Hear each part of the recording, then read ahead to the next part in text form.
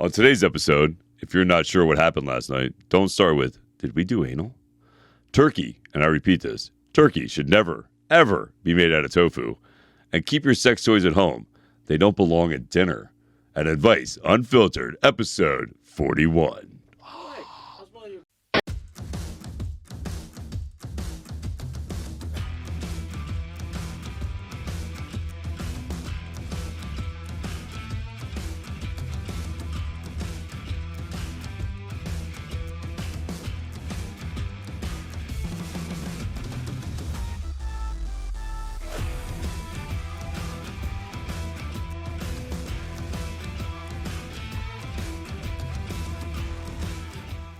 What's up, ladies and gentlemen? Welcome to Advice Unfiltered with Chris and Tony. Episode, 41? 41? 41? We made it? Midlife crisis? Not kicked off the air yet? We're still here? Woo! We got to go buy a car and live out our life. Right? All right. So, as always, welcome to Advice Unfiltered. We are live. We are on episode 41. If you are joining us, as always, first off, if you're on Facebook, if you're on YouTube, thank you. You're on the good view. We can see you. You can chat. We can do live. If you're on TikTok, hey, that's awesome too. We appreciate it. You get the green screen, but you also get his handsome face. Yeah. So, But if you want the show experience, if you want to be part of the show, yes. If you really want to be a part of the show, then you can actually go write the questions in while we're live on YouTube, and they boom, pop up. We can see them. Pop up one. Yeah. Pop up. Is it ready? 1, 2, 3. Boop. Oh, look at the timing. Perfect. Yeah. Perfect. It was perfect. There you go. Yes. So, the only thing, you know what 41 is? It's how cold it is here. Yeah. That's what it is. Yeah. All right. Yeah, I'm actually wearing a sweater and I'm not sweating. No, it's the good That's one. how cold it is outside. I always refer to that now as number 2. Yeah. That's number 2. Somebody wrote, my ear hair is tingling. I'm so sorry to hear that. Ooh. Slide your hand down. Slide. Tickle your ear. All right. As always, first off, bringing in is our sound engineer. He is the owner of the Shared Universe. He is an award-winning. Yes. He is the award-winning studio owner of the number one podcast in the world for self-help and self-improvement. He is Ming. How you doing, everybody? Welcome back, guys. Woo! Ming, first off, I'd just like to say thank you for the many weeks that we have been here in the Red Bank studio. It is amazing. It is awesome. The fanfare is great. I love it. We do love it. However, we've outgrown it, baby. And so all of us, including Ming, will be shifting to the new studio next week. So we're doing a dry run on Thursday. But shout out to Ming, who's been helping get everything organized, get all the equipment over there. He's been a big help. So all good stuff. Is there a Comic-Con going on right now in a different city currently? New Orleans. New Orleans. Are you leaving? Are you flying out? I am. When are you flying? Friday. Good luck with Good that. luck, bro. Good luck, bro. Hopefully the government shutdown stops tomorrow. It's supposed to stop tomorrow, so we'll see what happens. Yeah, I thought about this. I think here should be a rule. I think this is where politicians, I hate all of you, and we don't talk about politics on the show, but here's what I do think. Because this happens like every year, if the government shuts down, I think all senators and all Congress, men and women, Should not get paid. Should not get paid for a They should year. not get paid. For a year. Not a couple weeks, No, not 40 they shouldn't get checks. paid. You shouldn't get paid for an entire year. If you let the people that work for the government, all those people go without a check. Service people on Veterans Day, firefighters, nurses, EMT, all the positions I don't even think about in the government, and you think Families it's okay to let them have a families check? without SNAP. Yeah, no right SNAP. before the holidays, Guess what? You guys you should automatically lose your paycheck for a year and no holds about it. Yeah, because that's your fucking job. Yes. Oh, damn it. There it was. Damn it. What are we? 3? We are 2 minutes and 35 minutes. Well, we buddy. 2 minutes and 30 I minutes. ran the timer. What do we go? 5 minutes? 3 minutes and 10 seconds. That's what I'm talking about. Damn it. Damn it. Yes. Oh, damn it. So, all right. And as always, keeping us in line, our factor. By the way, I'm super excited about this. A lot of people write into the show ask about this. So, in the new studio, yes, we have another camera set up. So, what's really cool about the new studio is we'll be able to see different views. So, you'll be able to go between the hosts, you'll be able to go camera angles to the actual guests. But We also have a camera that's going to be behind the scenes, so you'll be able to see Ming, and you'll be able to see Ty on the fact checking. So yeah, I'm excited for you, buddy. Yeah. You get to really be a part of the show next week. So and you guys will get to see if he's playing on his phone, if he's paying attention. He put his phone away. Yeah. But how was your week? Oh, you found something new to do. What'd you find to do this week, bud? Yeah. What's your newfound love you've been doing?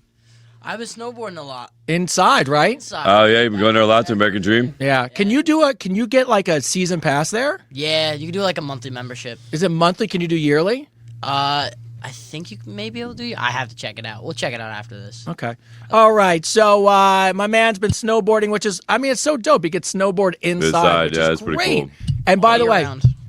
we should definitely bring Avery in, because I mean, Yeah, no, we definitely do that. oh, it is. Yeah, we they definitely got- have a trip and go. They have conveyor belts, and you just stand, and it conveys you up to the little bunny slope, and Yeah. you just come down. That's it's, cool. It's yeah, really we'll cool. definitely have to go do that. So That's all right. Robbie. I'll be in the bunny slope. Yes, and as always, the indelible, handsome cameo superstar voice that vibrates your ear hairs. What's going on, Chris? How was your week this week? It was great. It was awesome. Busy. You know, We're so busy. so busy, bro. so crazy. I don't know when I have time to sit down and do anything. Uh, No, it was great, man. Listen, we talked to our people, you know, that are part of the whole mental and training thing for this fall, for the winter. yeah, Yeah, I mean the AUF. the AUF 15, baby. AUF 15. Shout out to them. Yeah, freaking. So that's amazing. The money we're raising for the rhino thing. is Baby going well. rhinos. Yeah, there it is. Baby rhinos. Yeah, if we get money for the baby rhinos, yeah, don't forget you can go find. I gotta put a link on my Instagram. I keep. See? Yeah, I keep forgetting, dude. I'm so terrible. I at that will. stuff. I will. By the way, I had talked to my wife about this. We will.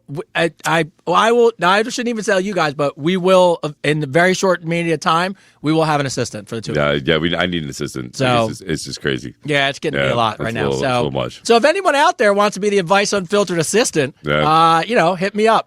You're already getting paid. You're part of the Yeah, paid you're already program getting paid. anyway. You already got a job. I can't trust you to do daily work. You're not even home all the time. It's the last thing you'd want to do. Yeah, you're too busy snowboarding, Too bro. busy snowboarding. Too busy So snowboarding. I'm lucky I can lock you down for the 2 hours on Tuesday.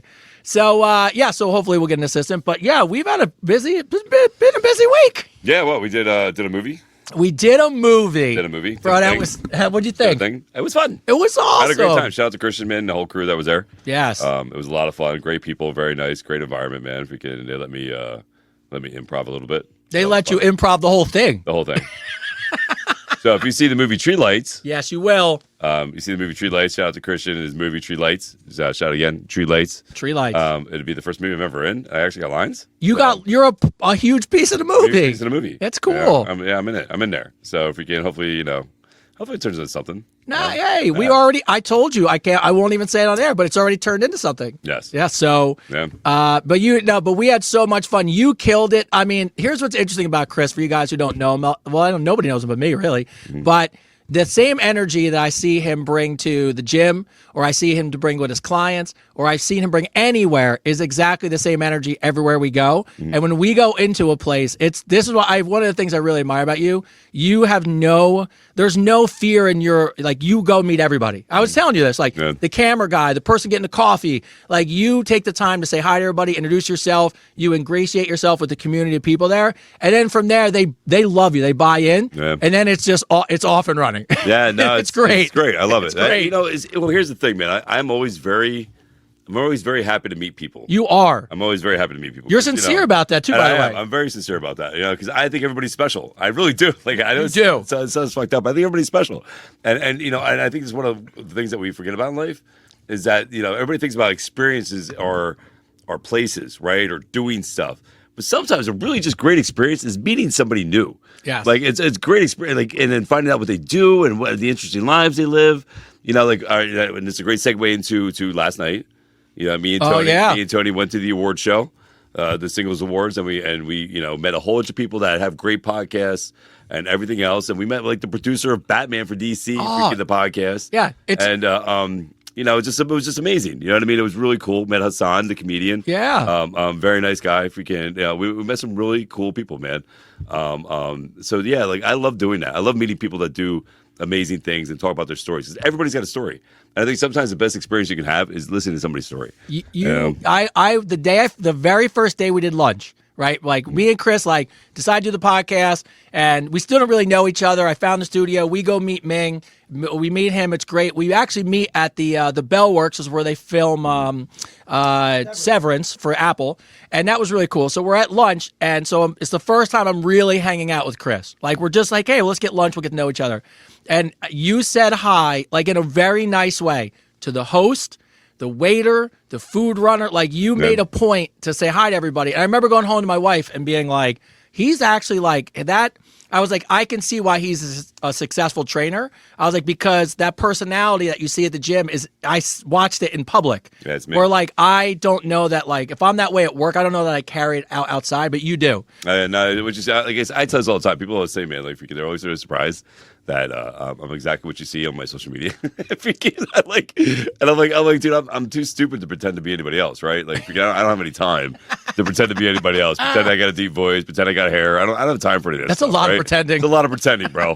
and I'm too stupid to do any of that, right? But I love people. Like, I love meeting people. I love hearing people's stories. And I think everybody, man, matters. Like, I really do. Like, so that's why, like, even at my gym, if you talk to the cleaning people, they all tell me that they talk about me. They all say the same thing. Like, yo, that guy's the coolest guy. Yeah, because I'm I'm the only one that actually, like, when they come walking by, I give them the same acknowledgement as I give anybody else. Yo, what's up, bro? I 100% and I know say it. their name and everything else, and freaking, because they're important. Like, you're important. Like, if you weren't here to do your job, this gym would stink and would smell and be dirty, right?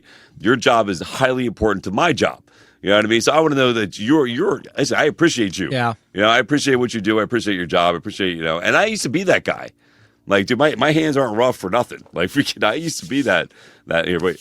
Hear that? I Like sandpaper, right? Freaking, they're not rough like that for no reason, right? Freaking, they're rough like that because I did all that hard work for a long time, and I know what it's like to be ignored.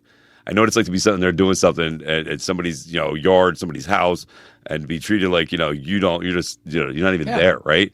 So to me, I think it's very important for me to always, I don't care how successful I ever get, I always make sure I know the people that help me out or working with me to do things and make my life better and theirs.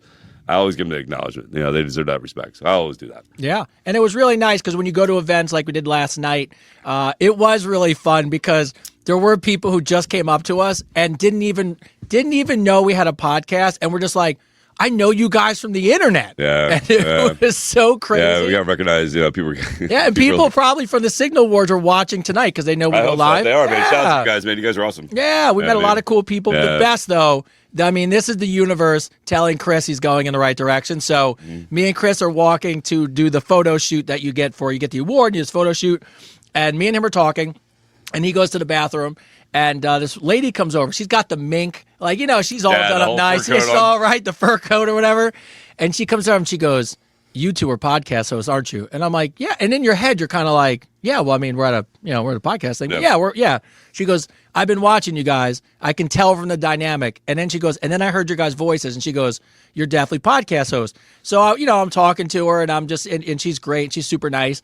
And as she tells me, she goes, I go, well, what do you do? She goes, oh, I own the company that is the production company behind, Marvel, DC Comics, and I won 7 awards for Batman. And as she says it, I see Chris come out the bathroom, and his face just lights the fuck. He goes, Batman? I'm like, did you say Batman? He's like, I got a tattoo of Batman. A tattoo of Batman right here. You know what I mean? Freaking.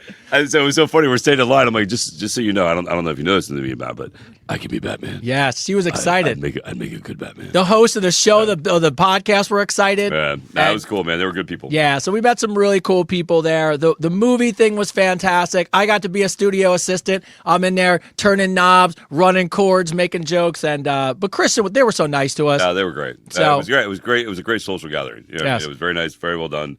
The kids did better with the appetizers. I'm just gonna throw this out there. Signal Awards, if you're watching, it's okay to put some meat on the plate. Signal Awards, come on. Vegan, everything was vegan, and it was this big. I'm a growing boy. I need protein. I need food. I was starving when I left, man. I was starving. I was so hungry. The Signal Awards is the only thing I would tell you, and this would be the one thing. It was $500 to go. Dinner would have been great. You know, it would've just been nice. throwing Just it out nice to there. have, like, something to eat. Just You know what I throwing mean? it out there. Just, or something that was at least this big. You know, not this big. little This something. big. Little something. So- you know what I mean? But and then outside that, the other two things that I thought were interesting in the news. Obviously, today is Veterans Day, so just want to give a huge shout out. You know, Yes. it's not understated. I know it sounds kind of cheesy to say this, but it's not. I really mean it. Giving people advice unfiltered, having the freedom to say whatever we say, to go live, to be in front of all of you people, is because of the servicemen and women who put on the uniform that give us. Shout out these- to all our yeah. veterans. Yeah, so shout out to all the veterans on Veterans Day. Yeah. You know, it doesn't go beyond us of how important what you guys do is, and you should be thanked more than just a day a year. Yeah. But I think you'll love this. This is me venting today, which I almost never do. You vented today? I want to vent to you today. All right. So I've reached out to NewJersey.com. So NewJersey.com, I hope anyone who's a listener of our show, just email them all and bother the shit out of them. I have emailed everybody on the roster of reporters. Now, you have to imagine there's probably, 50? I've sent them multiple emails being like, hey, they want local, like, feel-good stories.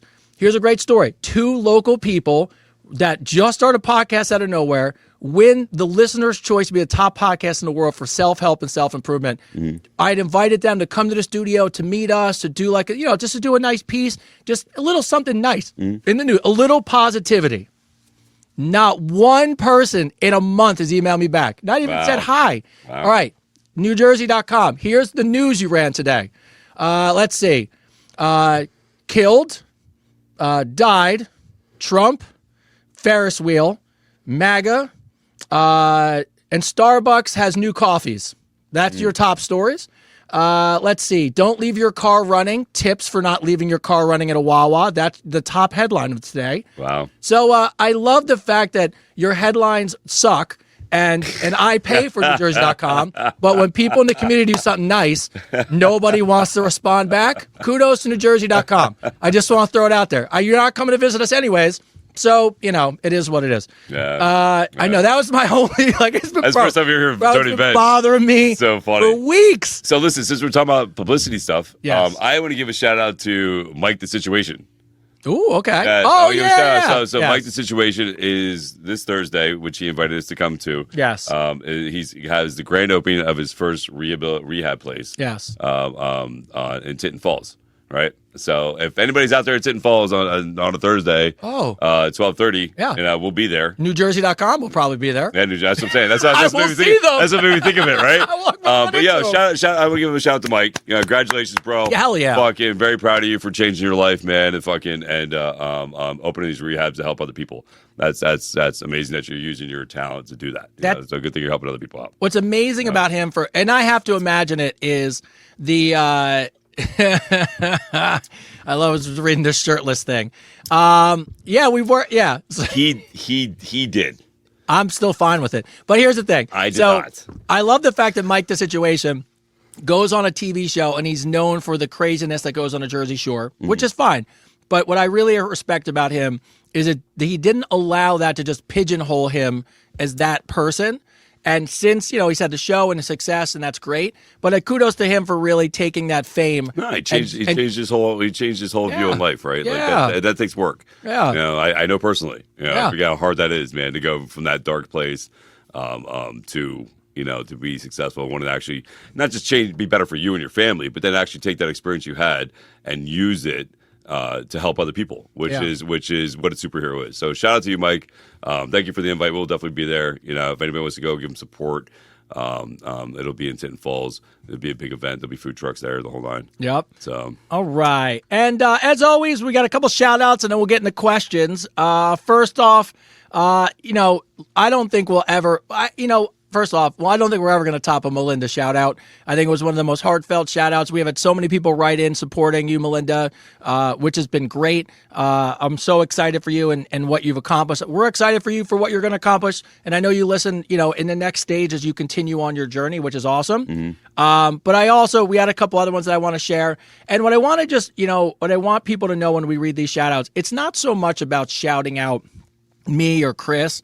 It's the community, because the community have given support, and they really like each other, and they share it. Every person that writes in is always like, everyone is messaging me now and saying great things to me. And so, a lot of this is because of the community we built. So well, that's the thing too, like freaking, like, we like to give this show is about the community, right? Yes. It is about you guys. This whole show revolves around you guys and your stories and your questions and your thoughts. And so, like, if you guys are doing better, because of the show, we want to make sure that people know that you're actually doing better. Yes. And you guys get that support. That's just an amazing thing, right? Yeah. And Sharon's first shout out. I'm on episode 38. It's one of my favorite episodes yet. Tony, you can feel free to wear more tank tops. Yum. That was just a bet. I'm all dress shirts now. Rose writes in. Rose is the great one. Hello there. I want to start off with saying how much I love the podcast and I enjoy it. I think you guys are doing an amazing job. I love the energy, but mostly I love how genuine you both are. I'm a 37-year-old woman, and I've been dealing with depression for years now, battling with my weight my whole life. I'm all Team David. I've been Team David now for quite some time, hearing and focusing on the good morning parts, and lately I've been so down and under pressure that I lost faith in people, and I really lost sight of anything good in the world. One of David's videos he posted on Facebook spoke of what he overcame when he was in a dark place. And as usual, he ended the video with his famous line that made you want to see the good in you, but you have to start from within. I don't know why this time it resonated with me and those words clicked. I slowly got out of the darkness. I was in bed for a week. I picked myself up. I started smiling. That was 2 months ago. Fast forward 2 months. That's amazing. I've adjusted my diet. I've started losing weight. I made doctor's appointments, and I started dealing with the physical and mental health issues. I managed to go to work now, and I'm planning for a better future. That's awesome. I believe I was meant to watch the video that day when I did, and Christopher David's words that day came as a lifeline when I was drowning in the dark. Just want to say how much I appreciate you guys and your journey and that you exist. Please, thank you for your advice, energy, and vibe. No matter what, just remember, when all that hate comes your way, your words matter, your actions matter, and I appreciate you. So, shout out Rose, shout out Chris. Shout out Rose. Yes, Rose. Nah, it's amazing, right? Like that, here, Yes. and this is listen to this, and again, this is not about me, but this is the example, right? That something as simple as saying you believe in somebody, how it can change their entire fucking world, man. Like twice. I'm sorry. I should have a Fine. scorecard. That's a good. That one gets a pass. And that one gets a pass, but it changes your life. Like it really, really does, man. And we were talking about this last night. I was at the Singles Award. Everybody was asking how somebody asked me how I got the following I did, and so fast. And everybody I had that follows me is real, right? They're all real people. I've never ever paid for anything. Nope. I'm too cheap. I would never do that. But I told him, I said what's really surprising to me, and I happened to meet it twice today. Mm-hmm. I had a guy tell me today too, freaking that they watch it and they hear me say I believe in you. Oh yeah. They hear me say that if you want a better world, it starts with you, right? And that I'm so passionate about that it really helps them. And I think, and this is why, and I'm going to tell you why, and this is the exact reason I said it last night. The reason being is because, listen, when you were a child, if you had loving parents, let me put that out there, if you had loving parents, when you accomplished something that was simple, like tying your shoe or standing for the first time, you were praised. Good job. Good job. That's amazing you did that. And then somewhere along the lines, you forget, that it's okay to support people and adults. We don't do that, right? We don't say congratulations. We don't say I'm proud of you. We don't say I believe in you, even though those are things that are so simple to do, right? So I think if you really, and it makes you feel good. I'm going to be completely honest with you. When you give somebody credit for an accomplishment that they did and you build them up, not only are you helping that person out, but it changes your vibration mentally also, and it makes you more self-aware of other people, because when you see that reaction, you're like, wow, that person, I just changed their whole day, So literally, everybody always thinks about, and this is about thinking about, and there's no offense to women, but you guys like to make things more complicated than it has to be sometimes. Freaking like no offense, but it's something as simple, easy. Good morning. How's your day? And listen, I just so you know, I hope you have an amazing day.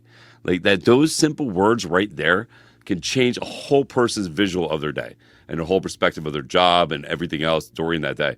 So again, if you want to change the world, man, I say this all the time, it starts with you on a personal level, to be able to do that. But anyway, that's amazing. Good job, Rose. By the way, NewJersey.com alert on my phone. Beloved restaurant closes. Great job, NewJersey.com. Another one came in. Stephanie. Hello. And by the way, I like this one because this one resonates with a lot of people that write into the show. I'm 45 years old. I have 4 amazing kids, 24, 22, 14, and 12. Wow. I'm going through a difficult divorce after being together for 27 years. I'm a little bit of I'm the Jill of all trades. I have a bunch of licenses and accomplishments, but my most important job in life is making sure my kids grow up with love, support, and confidence and learning how to be decent human beings. I plan on rebranding and relaunching my business once I get on the other side of this divorce.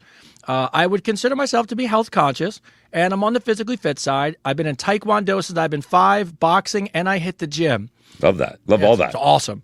I'm definitely lacking motivation, and I've been finding myself doing a lot of at-home workouts recently, but I figured this would be a good way to keep myself accountable, check in with someone and feel good about myself and feel good at my progress. I'm looking forward to watching the show tonight, guys. Just wanted to say thanks and be well. And the reason why I just wanted that to be a shout-out, just so you know, guys, is because we're all going through some stuff. And if this is the place you can come to get a little motivation, to feel better about yourself, but, when you're... A little kick in your ass. Little kick in the ass. Little kick in the ass. Little fire. Fire going on in your belly. But, Stephanie, I wanted to read that to give you a shout-out because you're killing it. Yeah. You're killing it. Yeah. And you're holding it together for your family, which, your kids will always look back and really appreciate. So... and the last shout out is a heartfelt one. One of our listeners, longtime listener, his name is Adam. And I always call him Coach Hewitt. He was my basketball coach in high school. Oh, yeah? Yeah. And him and his son are listeners. And unfortunately, Adam's mom and Coach Hewitt's wife passed away from cancer. Oh, so sorry. So apologies. So, but, a lot of people that come to the show and write in have to deal with grief and loss and divorce and cancer and we deal with a lot that we read questions for people. Mm-hmm. And I sent him a message from a quote that I've sent to a bunch of people, and hopefully it helped. And but I just wanted to share it with you guys because I think it's really important to really think about this. And I see it. Take your time, bro. Take your time, man. I hear it. Okay. I'm not crying this week. I know. But it's important because I know how important it is to him and his father are watching. Grief is not just an emotion. It's an unraveling, a space where something once lived and is now gone. It's okay. Take a breath. You're good, man. You're good. You're in good space, bro. I got you. It carves through you, leaving a hollow ache where something once resided. It feels unbearable. It's a wound that'll never close. But over time, those raw edges begin to mend. The pain softens, but the imprint remains. It's a quiet reminder of what once was. The truth is, you'll never truly move on. You move with it. The love does not disappear. It transforms. It lingers in the echoes of laughter and the warmth of memories, and those silent memories where you still reach for what was but no longer there. And that's okay. Grief is not a burden to be hidden. It's a weakness, not a weakness to be ashamed of. It's just the deepest proof that love existed, that something beautiful once touched your life. Some days will be heavy, some days will be light, some moments will bring unexpected waves of sadness, while others will fill you with gratitude. But remember, through time and pain, you will find healing, not because once you have forgotten, because you have learned how to carry love and grief at the same time. So shout out to Coach and his wife. And that was beautiful, bro. That was good, man. It's hard. Bring it in. That was good, It's bro. hard. It was hard to... That was good, man. I didn't want to... Yeah. That's cool, dude. So, for you guys who've lost somebody, I just hope those words find a good place. What a great guy. So, could ask for better co-hosts. So, all right. So, now clear those away. All right, we'll get to questions now. And so we need a little laughter. That was good, bro. That was good, man. So, all right. You know what? We haven't had one in a long time. Connie writes in. Hey, Connie. Connie! Missed you, Connie. What's going on, Connie? All right. Connie writes in. It's been a while, Connie. So, Connie, I feel bad because sometimes the amount of questions that come in, I'm sure you're always a regular. Do you think that there is one person out there that each of us are meant to be with? So, do you think there's a such thing as a soulmate? Do I think there's such thing as a soulmate? Yes. I think there's such things as soul connections. Ooh, that's good. Yes. So I think there is people that you've met in your life, whether you believe in reincarnation or not, that you are connected to and know on a different level of a human being. Now, with that said, just because you feel that way doesn't mean the other person has to, right? So like there's certain people that I've met in my life that I thought were like, this person's amazing, blah blah blah blah, and then it turns out they're not. Turns out they're not. I've been there. You know what I mean? Like I'm like, oh, this person's fucking. This is it. I mean, I was married once. Fucking, you know what I mean? So you think, freaking. So I think there's soul connections. I don't think there's. I think sometimes in amazing moments there is a soulmate for people. But I think on if you really want to look at it from a healthy standpoint, I think soul connections are more important than being a soulmate, because the moment that falls apart, then you lose faith in love, right? The moment that falls apart, you're like, oh, well, you start questioning and doubting yourself, right? Like, oh, I thought this person was the one, and they're not. And then all this self-doubt comes into play, right? So I think if you look at it as a soul connection, because everybody is a learning lesson. Everybody you're with is something that you need to learn and work on with yourself. And there's also something they need to learn from you. So there's always a learning lesson being with somebody, but I think a soul connection is the best way, a healthy way to look at it, right? Because again, when it falls apart, which sometimes it does and sometimes it doesn't, but the odds of falling apart are obviously a lot higher. I mean, look at divorce rates and everything else are a lot higher, right? So speaking from that point of view, I think mentally it's better to be like, I have a soul connection with somebody, and look at it that way. And then if you stay married, you stay together forever, then that was your soulmate. Then you can say that. You know what I mean? Like, this is a person that I was with forever. But I think first, I think years have to go by for that to happen, right? I think the best thing is to think at it from a soul connection. The best thing about being married is it keeps you from getting married. It's a great quote. I love that. No, look, I think you said it perfect, because I would have said the same thing. I think there's people that come into your life for seasons and reasons. Yeah. And if someone asked me who really has a piece of my soul, I think the only person I could say is Tyler, because he's actually a true piece of me. Yeah. And I actually look at it that way, where it's so interesting to think of that I always think of that. I'm like, he's the closest thing connected to me that's part of me. Now, obviously I love my wife, she's the best. And it's gonna go down that road. Like, she's so great. But I think people come into your life at the right time. And I like what you said. I think you have a bunch of them. So go ahead. No, I was gonna say, because I've had people I met in my life that I could swear I knew from somewhere else in a time. And like, I have a friend of mine, Bobby, dude, freaking, that I have no idea how I met him, but me and him, freaking, we feel like we've known each other our entire fucking life. That dude's a great dude. He's always so supportive. Bobby's cool as shit. Yeah. You know what? Since we're on that note right now, I feel like I need to say this, right? So I grew up in Ole, Pennsylvania, right? I grew up at a horse farm in the middle of bumfuck nowhere. I also grew up in Reading, Pennsylvania. Fucking 20 minutes outside of Ole, Pennsylvania. I spent a lot of time in Reading, Pennsylvania. I grew up there also. My first bouncing job was the El Tapatio off of 9th Street. And freaking, I don't speak Spanish. El Tapatio. El Tapatio, right? My second bouncing job at 17 was a CP club, an all-black club. Only one guy to work both those places, right? Freaking, I used to have my own place that I would hide behind. Freaking, they would drive by and do drive-by shootings and shit. Fucking, I'm not even kidding you, right? Jesus. Fucking, like, Reading's a bad town. It's a bad town. But if anybody from there, then you know. If you don't know, you don't need to know. But I have friends of mine there, people say, Chris has forgotten where he came from. I don't forget where I came from. I know exactly where I came from. And I just want to let those people know, because they've reached out to me. Bobby, Buddy, Dan, Stealth Man, fucking, they've reached out to me, freaking, and they keep telling me how proud they am of me. And I just want to let you guys know I love you guys. You know what I mean? Freaking, I know I will never forget where I came from. You guys will always be family. I don't care how successful I get, where I move to, the phone's always open. You know what I mean? So I just want to give a shout out to that crew that for the last 30 years has had my back. So shout out to you guys. Anyway, go ahead. Yeah, and by the way, they're so nice, because they always they'll comment on my stuff. Yeah, And they're Bob is great, fantastic. Great guys, man. Freaking absolutely. We've all fought together. We've all survived together. We broke bread together. Family. You know what I mean? I was invited to those barbecues. That's all I'm saying. Yeah, I mean, I was there. Freaking. So shout out to those guys, man. Freaking absolutely. Yeah. And Connie's second part, because I'll give her two, because it's been a while. What is the one thing that you guys think society has lost that you wish we could get back? Oh, common sense. That's a great one. Common fucking sense. Oh, Yeah. Oh God, you people drink the Kool-Aid like it's going out of style as your life depends on it. Yes. You know, freaking common sense. Like, perfect example. I am not messaging anybody right now. Oh God. You know, if anybody's messaging you from another account, it's not me because they're scammers. So common sense. Don't talk to anybody else. We talk about this every episode. Every episode. Every episode. Common sense. I think the world is lacking common sense. I listen to this line all the time in this song. It says, if you want a free world, think.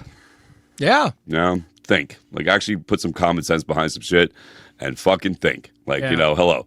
The grass is green. If you throw something in the sky, it will fall. Gravity is real.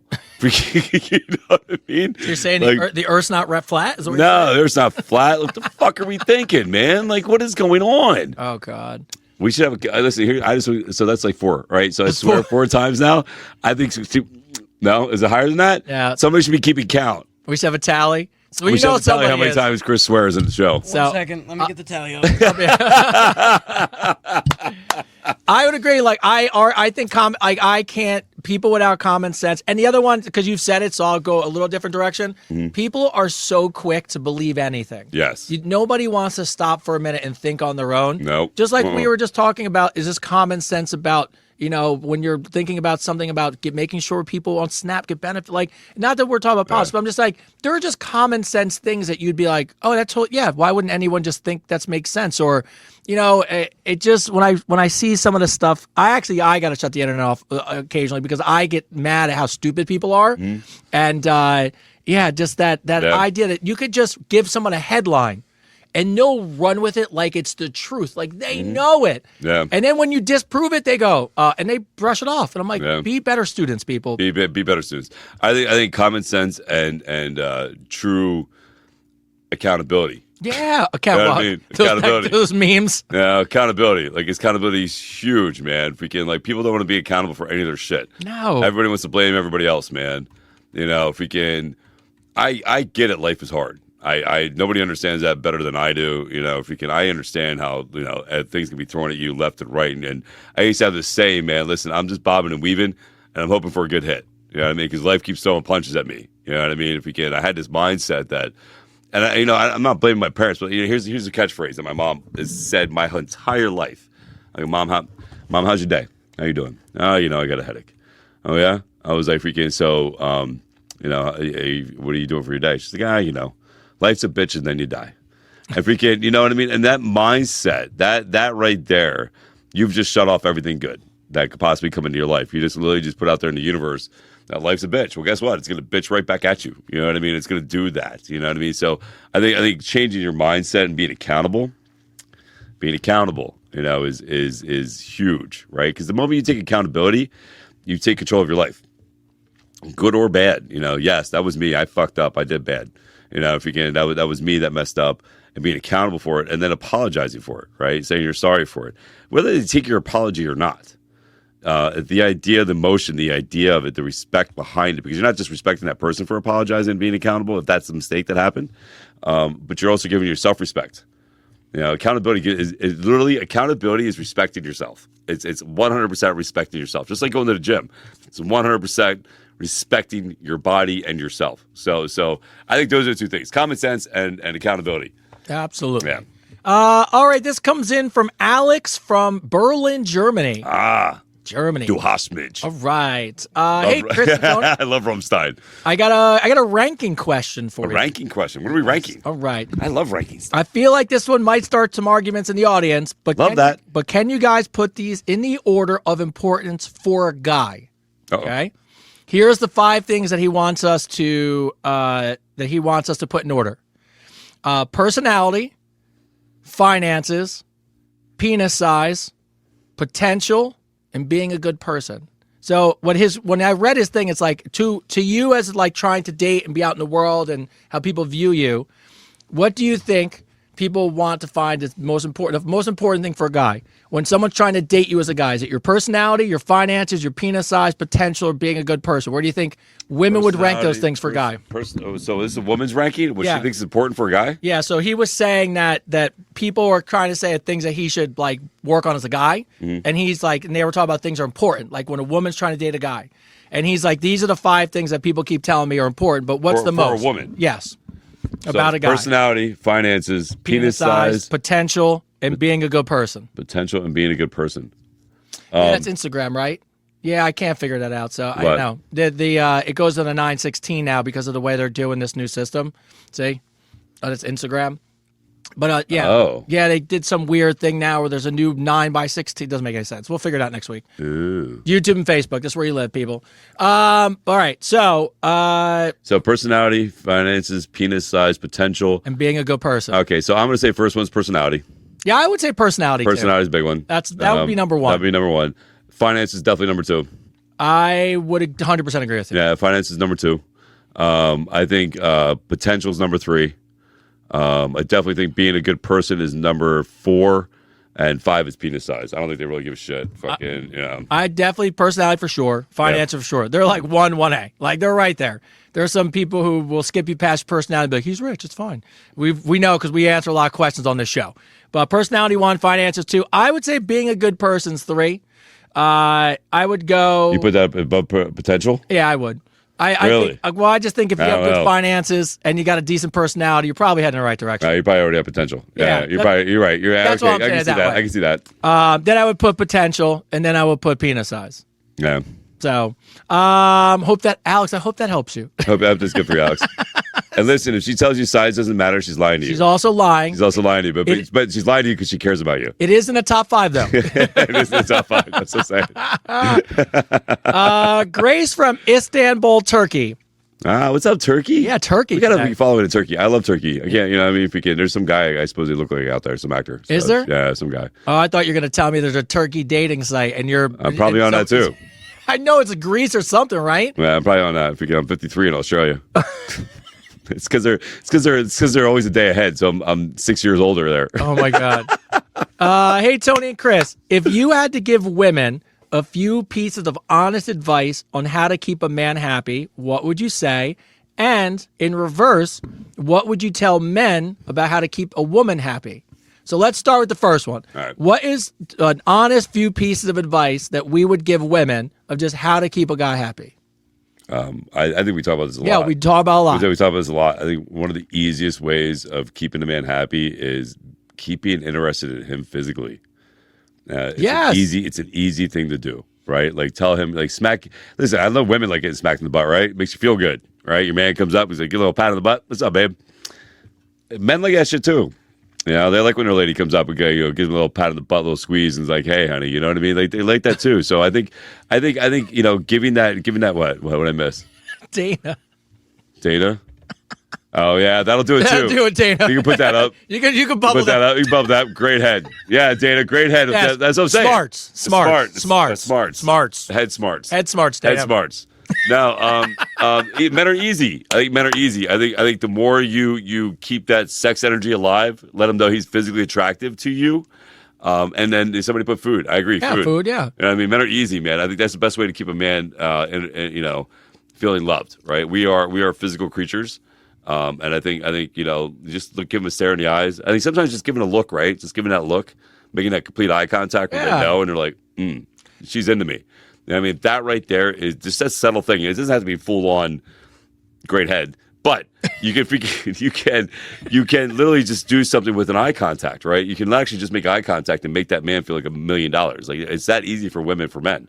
When they're really into a woman, when they're really into you, just give them a look sometimes, a smile. Yeah. It's just enough to make a man feel like amazing, right? Oh, look. And by the way, it's just a real quick interruption on this. Wait till we go to Advice Unfiltered After Dark. When we go to the extra episodes in the new studio, and there's no rules and everything's unhinged, I can't even imagine the conversations that are going to come through here. So here, put that one comment up. Oh, is that Sally? No, the higher glass healer. Put that comment up. Ooh, let's see. Ooh. I'm gonna leave that up there for a minute. So I want to go back to something else that's very important for a man, that you need to understand that men need drive. They need a goal. They need to feel important, right? Men need to have. So if your man's thinking about doing something like starting a new job, new hobby, you supporting him doing something to make himself a better person and not being threatened by that is huge. Yeah. You know what I mean? Is huge. I think a woman standing there being the biggest cheerleader in a man's life, and vice versa. We'll get to that in a minute. Is another huge component, right? You want to make him feel like he can chase his dreams. He can live his life next to you and not hold back from that, right? Now this one here, she wrote, "What my guy is immediate attention when I brush up against him." Yeah, is boing. Yeah. See, that's what I'm saying. It's that easy. It's that easy. It's not the thing that always drives me crazy is when we say this. I've said this to people like in person, like, oh, I don't know how to keep my boyfriend happy, and I'm like, oh, just do these couple things, and then they always follow with this. Well, why does it have to be that?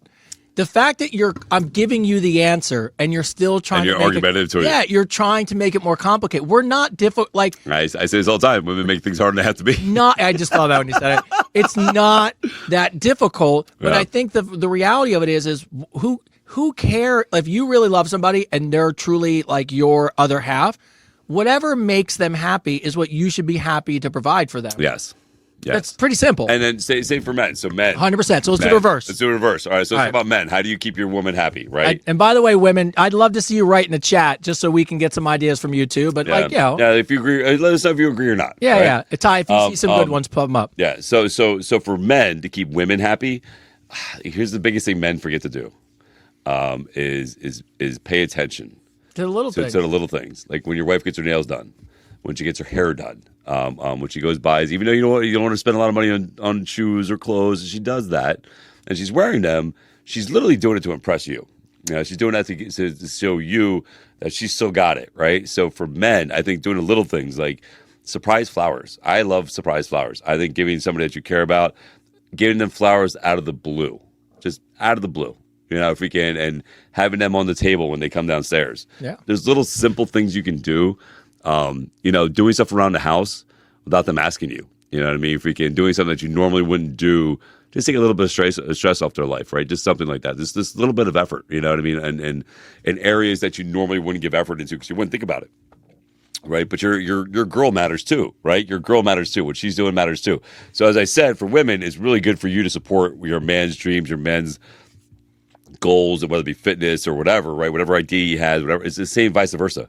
If your girl comes to you and says, hey, listen, I want to do real estate, or I want to do this, or I want to do that, I think it's very good for you to be like, listen to her and be like, all right, yeah, let's see what happens. Let's do this. You know what I mean? And not shoot it down. I see a lot of couples that when they talk about ideas to each other, they shoot it down right away. Well, that's stupid. That's dumb. Well, let's actually talk about it and see where we can go with this. Like, what are you doing? Yeah. So I think for men, it's very important for you to pay attention to little things. And little things matter a lot in a girl's mind. Yeah. I would say number 2, we both agree clearly on little things are important. And and by the way, that means you're listening, which women love. They love someone who can listen, right? And pay attention. Number 2, and how I feel about it, I think you would agree with this.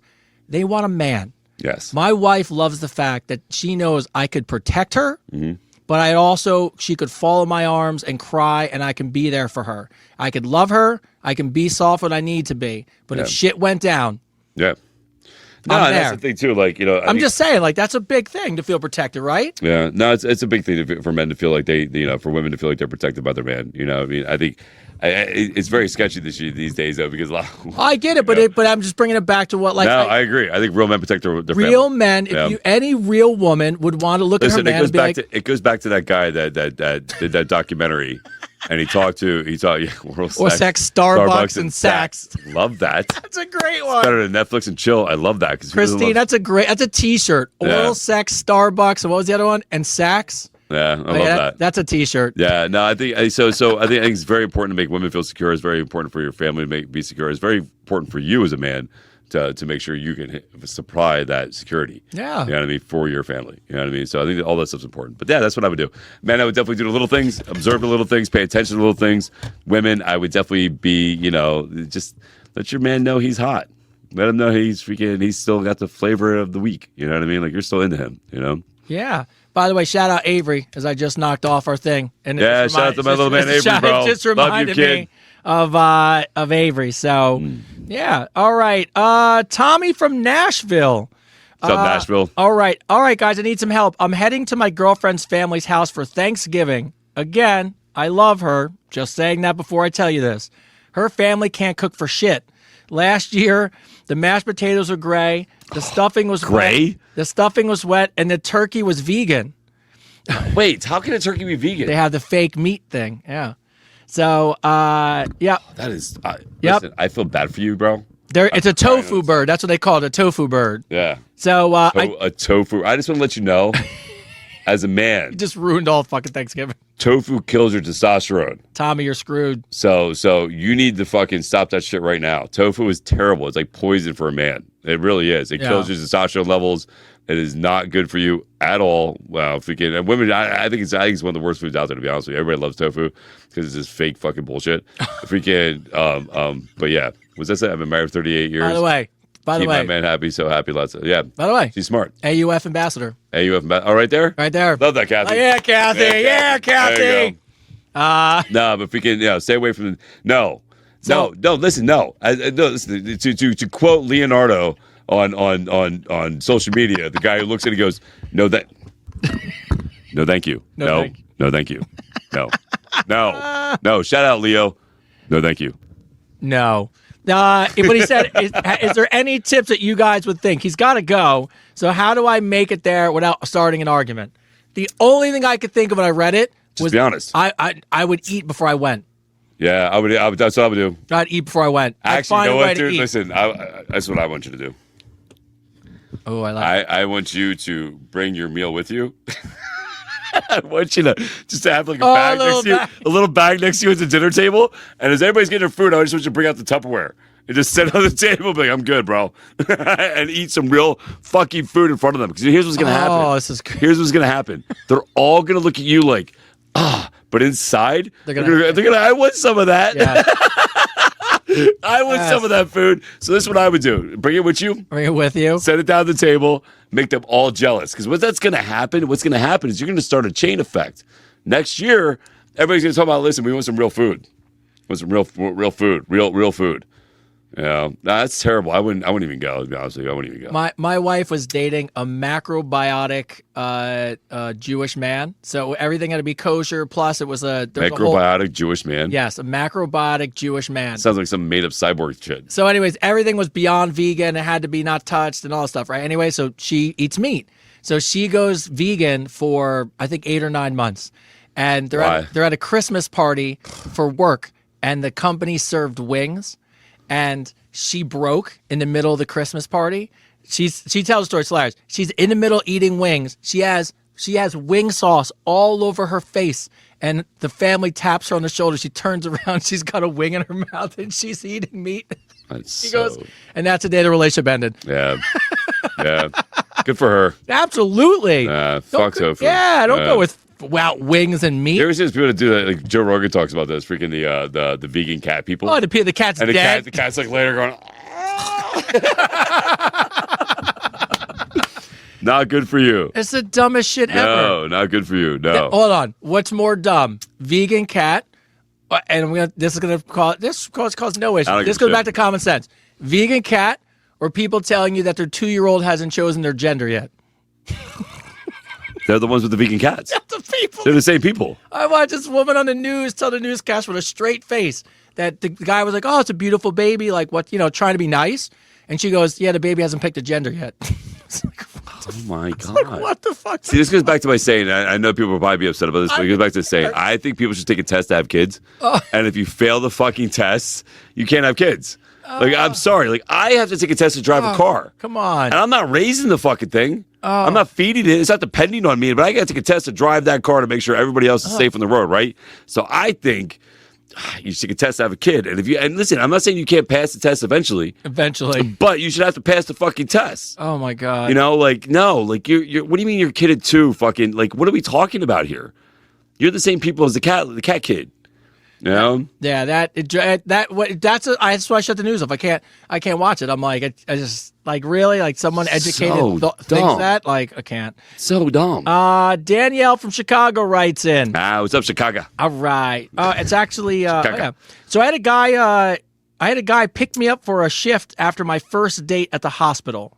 So when we got there, I was still in my nurse scrubs. I told him just to give me a minute to change, And when I came back out, he was completely naked, wearing my stethoscope from work, just standing there with his dick swinging in my living room, about to take my vitals in all the wrong way. He said, I thought, my God. He goes, I didn't really think you worked at the hospital. I thought we were role playing. She goes, no, I You thought they were role playing? Yes. Wait, he picked her up in front of the hospital? and thought she was role playing. That's his excuse. That's commitment. It's commitment. That's commitment. And no, my she's like, God. I was literally just going to get dressed for work. So as my question is this the kind of confidence? So funny. They still, by the way, they still went to dinner, had a good time, Oh and my God. he wants. Well, she must have liked what she saw. Well, he wants to go on date 2, Yeah. and she goes, the date was good, but she's just asking us, is that the kind of confidence I should admire? Somebody wrote, "Can I have his number?" Can I you have his number? I don't think it's a red flag. I think that's a fun guy. I think that's fucking great. I think And listen, you're already interested because he must. Yeah, whatever you're he had, he asking must. us. Whatever he had, he must have been impressed because you fucking did. We still Bro. went on the date. If he would have had a micro shit or his didn't Bro. look good, you'd be like, I'm gonna go. As a guy, me and him both just thought the same thing. If you had the balls to just be like, all right, here's what I'm gonna do. Hey, the guy from Berlin, right? He probably said, look, I don't have a personality, I don't have finances, I don't have potential. I'm just gonna pull out what I got. Just start the Yeah, date. no. Listen, I appreciate his confidence. Like, fucking, that's a confident dude right there. You know what I mean? He's like, here. I need to inject you with Oh something. my God. He's like, I just want you to know how the date's gonna start. That is funny as I shit. love it. I think love it's- it. I think it's appreciate great. his confidence. I think it's great you still got a meal. At least you know what Yeah. you're getting into. You know what I mean? You went still, which Yeah. I think give you some kudos too. You Yeah. didn't shut it down. Some people would have kicked him out. You were like, all right, cool. Let's. Yeah. It couldn't have been. But isn't it funny that you and I both know that? If it was really small, I guarantee she doesn't go. No, that's what I'm saying. No way. If he would have been, If you had a micro dick, if he had a micro dick, you wouldn't have went. Nope. No, I mean, so that's what I'm saying. Like Every dude, girl shout knows out to it you. too. Yeah, shout out to you, bro, Yeah. because you were confident to be like, here I am, and she was like, okay, let's go to dinner. let's start here. Let's start here. Let's eat first. Yes. So, 'cause that's a true way. We already know. All right, Lauren from Miami. What's up, Miami? Let's see. Welcome to Miami. So I went on a date with a guy. He was super chill. Dinner was great. Chemistry was awesome. But halfway through the night, I heard this low buzzing sound. At first, I thought it was my phone. No, maybe it was his phone. No, he had brought his own vibrator for the night later. He smiled and said, "Don't worry, that's for later." Wait. He brought his own vibrator. He brought a vibrator in his pocket to dinner on a first date, and it went off on accident. And he smiled and just said, "That's for later." Flash forward a bit, he actually tried to use it and hook up with me. I don't know what to say. I was lying there figuring, what's going on? Is he really about to do this? So I put on my clothes and left. Is this the modern version of bringing flowers? Didn't we hear a story like this similar already? Not that someone brought one to dinner. I could have swore. Didn't we? I could have swore we heard a story like this already. Yeah. No, I don't. Listen, I'm not. I'm totally That's- against that. That's crazy. I'm totally against that 100%. Like, you know what Yeah. I mean? Like, here's the thing. If he has a vibrator in his pocket, that means he used it on somebody else. Fucking gross. Who gave him that idea? Yeah, fucking gross. And maybe it wasn't. Oh, it even- wasn't in him. Yeah, There I you was gonna go. say. I was gonna say. I was just gonna say that. I was like, "Are you sure it was in his pocket?" Are you Yeah, sure? maybe it wasn't for you. Yeah. Maybe it was for him, and he was just trying to cover it up. Fucking. But still, that's fucking creepy as fuck. I wouldn't. No. Yeah, no. that's so crazy. No, it's different when you start dating and you guys go to Oh. the store. Oh, that's and what we were picks up. talking. Yeah, That we were talking about. We were talking about when they took it to dinner. and remote control. And But then no, there was remote something else control. that was similar. To the guy who ripped out a fucking vibrator and used it on her. Oh, and, yeah. and she felt dirty about it afterwards. It was in the it was in the drawer. It was in a drawer. Yeah. That's what it was. It was in the drawer. Yes. That's what it was. Yes. Yeah, that's. Yeah, way too soon. No doubt. Way too soon. That's fucking gross. Oh my God. All right. Penelope from Amsterdam. What's up, Amsterdam? Hey, Chris and Tony, I love the show and all the real conversations you have, but here's something I've always wondered. What's one thing that the audience doesn't know about you guys that you think's important? Maybe it's something that shaped you. Maybe it's a kind of a thing that explains why you do or how you approach life. We see you guys for the last 40 weeks with all the confidence and humor and chemistry. But behind the scenes, what is one thing that the audience does not know about you? And I'm actually 49. ChatGPT. ChatGPT thinks I'm 72. Ty's ready to jump in. What does nobody know about me? This guy over here, my dad, he loves a good game on the PlayStation. Yeah, of Love's a course. great game. Now Yeah. that we talked about that. People I know love that. PlayStation We talked games. about that. We talked It's about been God a of War and while. shit. It's I'm been a on the new while. one. I'm Yeah. on Ghost of Tsushima now. 3. I can't have no time to that? play it, but Oh, is that out? yeah, I have it. I'll Did give you it to buy you it? when I'm done. All right. Yeah, I can't. But it's so I'm still hard. I play- don't I'm have still- time. I'm still playing fucking. Yeah, Oh, I how haven't great is played Black Wukong. Myth Wukong? Yeah, but I haven't even played that. I forget I've been too The fucking best busy. games of all time. Yeah. Something about me. I don't know. Only thing that people are always shocked at that I ever tell people is I was a college Jeopardy champ, and I was a college Jeopardy champ, and I was on Wheel of Fortune. I was a college Wheel of Fortune champ, and I was on the show Wheel of Fortune. People are always like, "No fucking way!" I'm like, "Yeah, I still remember the puzzle. I still remember going bankrupt. I solved all the fucking letters, and then I went bankrupt like 4 different times in that show." But it was fun. That was a good time. That'd be I my don't one know. random fact. I can't think of anything. My life's pretty much an open book. No, I was going to say you wrote a book. You did write a I book. wrote a book. I don't know. Freaking, what's something that I don't know. Is there anything? I don't know. I used to be a bad person, I guess. I don't talk What? about What that, did you were? Didn't you were just telling me? Were you going to school to be a teacher? Well, that's true. Yeah. So There you go. When I didn't know college, that. When I went to college, I went to school for elementary ed, and I planned on being a teacher because my family's full of them, and my family's full of teachers. So I was going to school for that. But what stopped me from doing that was Bobby, actually. That's right down the road from this college. And he was the only one that had a PlayStation. Nobody else had one. He had a Japanese PlayStation. Nobody else had one. And he had Tomb Raider and Tekken. Oh, Tomb Raider was great. Yeah, Tomb Raider and Tekken. It was the first time you saw water. It's the first time you saw a tiger running, like a tiger running through freaking, like, actually, like, moving. Yeah. You know? So it was amazing. And then I failed out of college. Bobby. Because I was at Bobby's house playing Tekken and freaking stuff. We used to have tournaments, bro. It was so cool. There'd be like 30 dudes in his fucking apartment. Yeah. And we'd all pass around a controller and shit, freaking, and we'd all be playing. That was fun. And that's how easy guys are. In the conversation in the last 4 minutes, we've mentioned PlayStation and games twice. Yeah, So no, easy. that's freaking, that's probably, you know, I went to school for Mount Jed. I'm actually pretty smart. I don't know if anybody knows that. I'm actually pretty smart. There you go. Yeah, I got a brain. Allison from Quebec, Canada. Hey, Tony and Chris. Here's something I've been thinking about. Why is it that we always know what the right thing is to do? Whether it's eating better, staying consistent, going to the gym, or being honest in a relationship, or just making smarter choices. We all already know what needs to happen, but somehow we keep getting in our own way. We procrastinate and justify and make excuses. Why do you think so many people fall victim to that? And how have you guys personally done this to break through that barrier in your own life? So here we go. It's a good one. I like that one. That's a good question. So, how do we stop? The question is, you know, we know what to do, but we choose not to do it. Yep. And I could take this to a whole spiritual level if you wanted me to. I could take this into a whole scientific level if you wanted to do. So I'm gonna do a little bit of both. We'll do a little bit of both. There's yin and yang in life. There's good and bad. There's light and darkness. If you believe in God or don't believe in God, you know, if you believe in the universe or believe in just science of friction and complications of things of causing, you know, forces pushing against each other, north and south, the magnetic field. If you want to get in that aspect of it, right, there's always a push or a pull in a direction, right? It's part of life.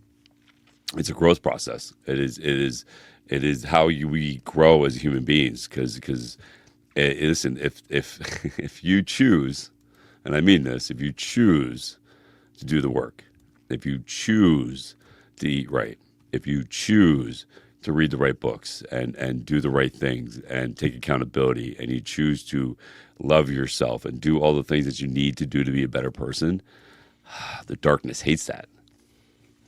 You know, the darkness hates that a lot because now you're shining bright, man.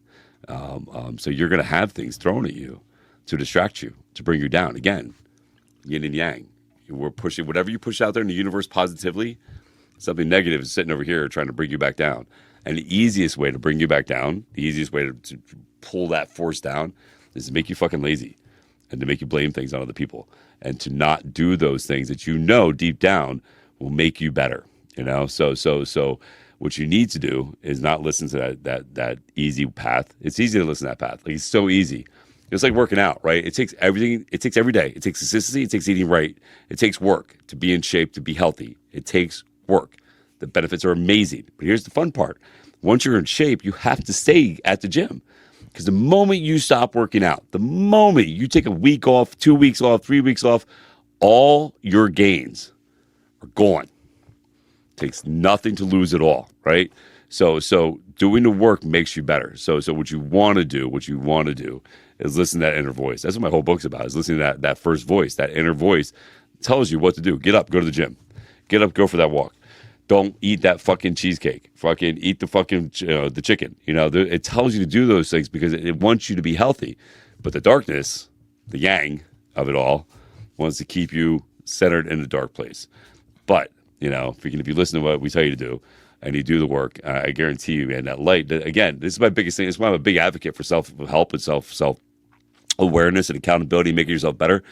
Because, and I say this all the time, because everything you love, everybody you love benefits from the example you set the moment you do that.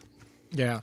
When we talk to people, even when we were talking to people, whether it's being ambassadors or interviewing people or just in our daily lives, the funny thing is the habits that you took that are horrible, the gaining weight, that not doing shit for yourself, getting in those positions, it took a while to get there, right? You didn't just gain 300 pounds overnight, right? It takes time. But I think when you have these decisions where you're like, all right, I know I should make the better health choice. I got an option in there and I don't. I think what people do is they make it way too fucking big. They're like, well, yeah, they look at it. I've got to do 9 years. It's like, and then you start making this, and then the easier solution is just to go get a cheesecake. Instead of just being like, every goal starts with just one step. And maybe today that step is just making a better choice. That's it. Celebrate that. And then the next day, that little choice goes into going for a walk and then maybe going for a run. I just think you start to lie to yourself and think it's harder than it is, and you just take no steps instead of just taking one. Take something small. That's the thing. So the moment you start making excuses for things, freaking is when it gets easier and easier and easier to make excuses. Oh, I didn't go to the gym today because I was tired. Oh, I didn't eat that right because I didn't have time to make this food. Every time you make an excuse, it gets easier and easier to make that excuse. It's just like drugs. My uncle said this years. Yeah, I'll never forget to say what my uncle said about doing any kind of heavy drug. The first time you make an excuse that it's okay to do it, the excuse you make every single time is going to get easier and easier and easier. And that's why drugs and alcohol is such a slippery slope, because every time you're like, you know what, I'll have one. I'll have one. Oh, and then one turns into two. One turns into three. And it becomes progressively worse and worse because you made an excuse to have that one. You can't make excuses. If we can be, you have to be accountable. You have to respect yourself and love yourself. And it's hard. None of this is easy. None of this is easy at all. Like I try to explain this to people all the time. I've been working on myself as an adult, like actually doing the actual mental work, the physical work on myself for 10 years. It's taken 10 years to get me to this point here. At any given time, I wanted to quit. At any given time, I could have fell back down that slippery slope, man. I could have turned back to drugs. I could have turned back to alcohol. I could have turned back to freaking being a bad person. I could have very easily did that. It would have been easy for me to do that because even the people I used to hang out with are still in that realm, right? So it'd be easy for me to go, oh, you know what? Fuck it. I had a bad day today. I'm going to go do this. And I did it, right? Because I made that consistent choice to be better, to not make excuses for myself anymore, right? Not to be like, you know what? I have to do this. I have to do the work. I have to do this. If I really give a shit about my kids, my kids were my why. If I really give a shit about my kids and I really want them to have a healthy life and be mentally strong, then I have to be that example for them. You know what I mean? Yes. Lucas, hey, I got a random question for you, man. In the bottom left where it says show vertical, is that something you can click off that would solve our Instagram problem? No, you have said it before. You bastard. You Instagram. All right. Lucas from Mexico City. I love how, Lucas, I appreciate how your question starts out.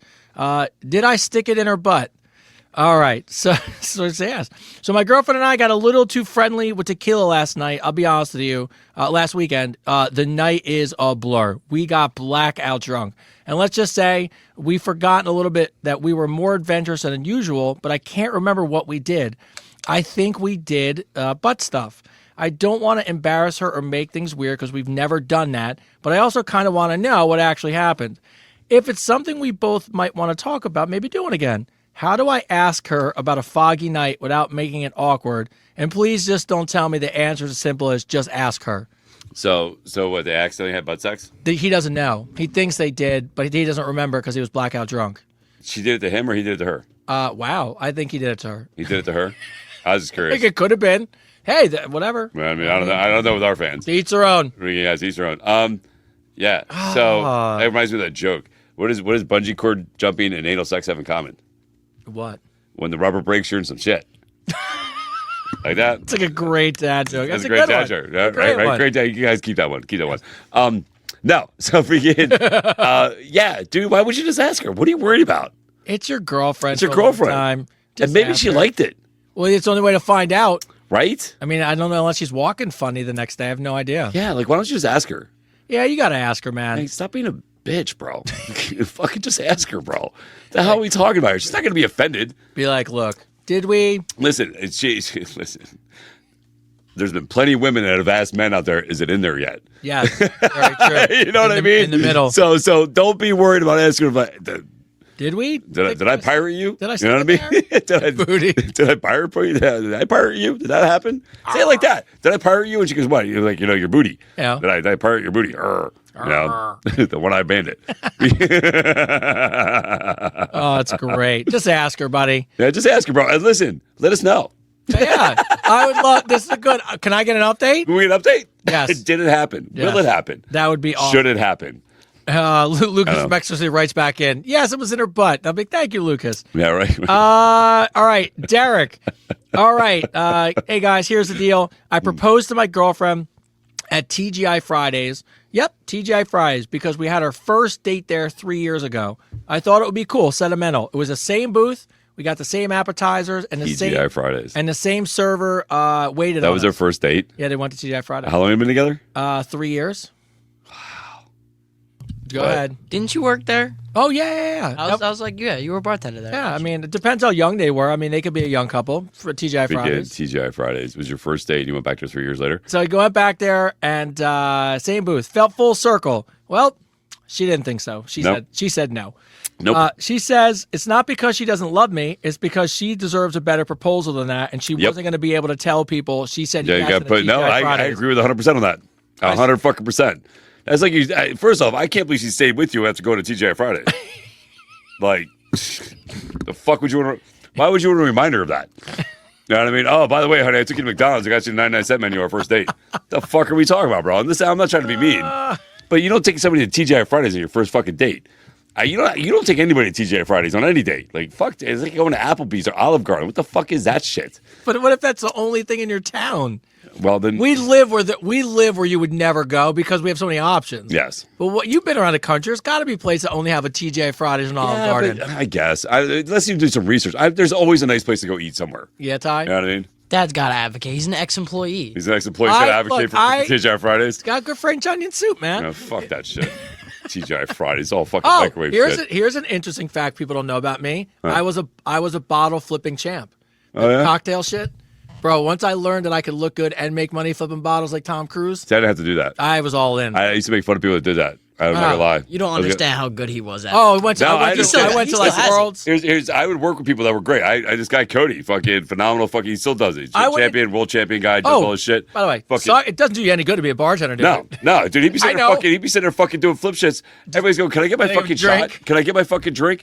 I was called the star tender because literally the moment you came in that bar, saw you, boom, your drink was on the bar, and any shots you wanted, boom. That's a good bartender. Yeah. I don't care about your fancy flipping bottle bullshit. Just ain't juggling class. Give me a Yeah, goddamn so- drink. I don't drink anymore. But anyway, we'll go back to the question. What's the question? It's dope as shit when you get it right, but it TGI sucks Fridays. if you wait Oh, for listen. it. Yes. No, you can't do that. No, you don't ask somebody to marry you at TGI Fridays. Yeah, you can't. You know, Oi. you could now. I will give you a little. No. I'll give you a little branch off today. No. I'll give you a branch off. You could have went there and just started the date there and then left and No. took her somewhere. No, what you If should've- it was no. that important to you. No. What I would have did is fucking ignore the fact you ever went there ever. Took her to a fucking nice restaurant, took her to a nice place, show her that she made the choice after you Potential. took her to TGI Fridays on your first date. You stepped it up. You stepped it up. Yeah. And she made the right choice because now you're taking her to better places. Nobody wants to go to the same place. None of your, I mean, unless it's a fancy fucking restaurant, but it's TGI Fridays. What do you? No. I don't think you should have proposed there, but No. I think you could have made it part of the whole date. That's fine. No, you should have ignored it. Act like it never happened. But his question Don't was- remind her. But he did say, did I fuck up the proposal? Well, we both Yes. think you did. Yes, you fucked it up. Yeah, so you what can't what in you're the gonna- restaurant. Like, come on. Here's the worst part about it. It's because you fucked it up. You're going to have to wait till a really right time and think of a special moment to do it now. Oh, that's what she said. She wrote in here. Yeah. She wrote in too? Well, no. Well, he wrote in, but he was saying that now she's like said she's put it off for a while. Yeah, that's just great. Yeah, so what you're going to have to do is kiss her ass, re-romance her. As the God's honest truth, because now she's like, what the fuck, bro? And you cannot propose to her like soon. First, like 6 months. Yeah. At least 6 months. You gotta make her forget all fucking about it. But in the meantime, of you doing that, and listen, I'm helping you out here, bro. Ooh, I got an I'm giving you solid advice. Freaking, what you have to do for the next 6 months, if not a year, is romance the fuck out of her. If you really love her and you really care about her, you need to romance the fuck out of her, remind her why she's with you, remind her why she likes you, why she loves you. And then fucking when she totally forgets fucking all about it, bro, you set it up in such a way that her family's there to see it, that fucking it's a magical moment, that fucking she's going to be like, oh my God, and that's all she's going to say. I think, by the way, also great option. I'm going to throw a second option out there. Find somebody else? No, well, that was number 3. Find somebody else? You're probably going to get broken up with. Yeah. But what I would do is 6 months a year, 100%. Then what I would do is I'd book a trip. Yep. That you know you're going to propose on, and she probably knows too, but you can't say it. You can't bring it up. You just let the excitement, the anticipation. Hey, babe, just so you know, next month I got us tickets to go to ... island. Somewhere she wants to go. That's it. Yeah, somewhere she wants to go. She wants to go. And just don't let her think about it for 2 weeks. Get excited. She's going to get her dress. She's going to get her nails done. She's got to get time to prep. Fly down there, and then bang, you're a hero. No, listen, people are saying it's listen, I get it. It's good. Most men don't remember the first date. I understand that. Like, it's good that he remembers and it meant something to him. I totally understand it 100%. But it was 3 years. It wasn't like it was 20 years ago, right? Like, I think if they were married, say if they were married for like 10 years, 15 years, 20 years, they were older. Yeah. And he was like, and he takes her back there and they sit in the same booth to remind her, hey, honey, this is where it all started. That's different. This is why I'm laughing. So What? I'll give you how I proposed to my wife. Oh my God! Did he do it at TGI Fridays? No, This is Tony's story. no. So I wanted to somehow incorporate, because don't forget, when I dated my wife, she came from a world where every guy, it was in New York, Manhattan, could take on a fucking helicopter, fly to fuck whatever. The thing she loved about me was I always remembered the little things. So I didn't. So I made it a 3-day thing. So what I did is on Thursday night, I took her to dinner to the first place we ever had a dinner. And then we stayed at the first hotel was in the same area that we had stayed at or something. So I went to the same hotel and I went to the same dinner. Now, in her head, she thought something was going to happen. I didn't do anything. We went to dinner. I was like, hey, I want to do something cool. I just want to kind of go back to the places we first met. And we had a really great date night, and then we had a great date night at the hotel. Next day we get up and we go back to one of the first places I took her to a small town. We had done like one of our favorite dates, a winery, and just went and did a thing. And we talked and just shared stories. And again, thought at the winery, it's going to happen. Didn't do it. And then Sunday, what I did is I blindfolded her and drove her to the first place we met. I called all her friends and family. They hid in the house. And then we walked in the backyard where I first saw her for the first time. Oh. And they played a song, and I proposed to her, and then all her friends came. Well, that's not TGI Fridays, bro. But I went back to the restaurant that we first ate at. That was my whole. I think it's a little something in there. Yeah, but you didn't propose at the restaurant. No, I would never. No. That's still my moment. Yeah, dude, no. That shit, people remember it years later. It comes up on Facebook, and I'm always like, I knocked it out the park. Yeah, you knocked it out of the park. Yeah, Listen, I get it, bro. Like maybe you're not saying anything wrong. No, it makes sense. I understood what you were thinking. I completely understand what this guy was thinking, where he was going with all that. I totally understand. Again, I just think 3 years is too early to take her back to TGI Fridays. Again, it's not about what I understand what your thought process was, and your intentions were good. Your intentions were good. If she really loves you, she'll see that. Yes. But I think for you to actually succeed and ask her to marry you, have to now step it up a game.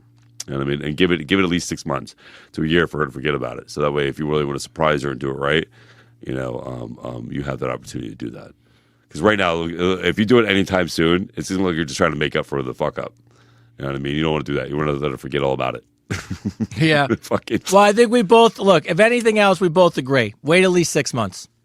You cannot do it soon. It's going to suck.